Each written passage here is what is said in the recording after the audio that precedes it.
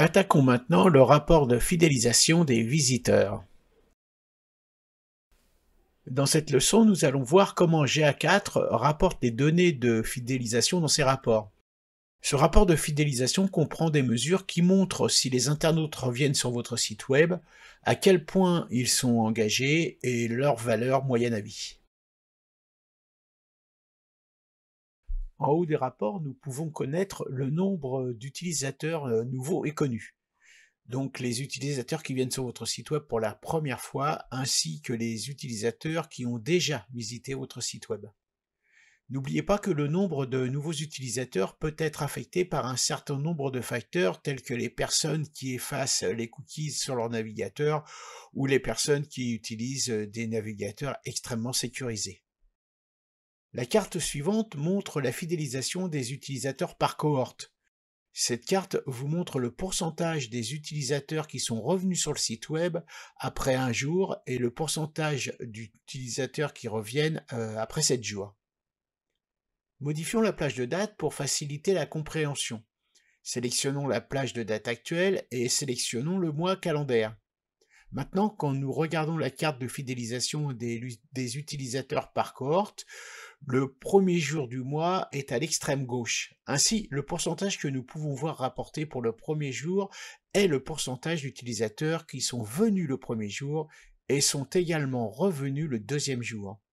Ensuite, le 7e jour est le pourcentage d'utilisateurs qui sont venus le premier jour et qui sont également revenus le 8e jour, donc 7 jours plus tard. Et puis le jour 30 est le pourcentage d'utilisateurs qui sont venus le premier et reviennent sur le site web 30 jours plus tard.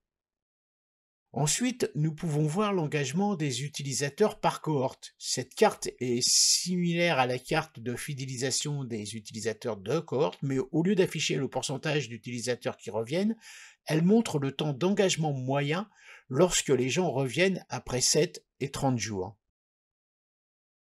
Ensuite, la carte de fidélisation des utilisateurs montre le pourcentage d'utilisateurs qui reviennent sur le site web chaque jour.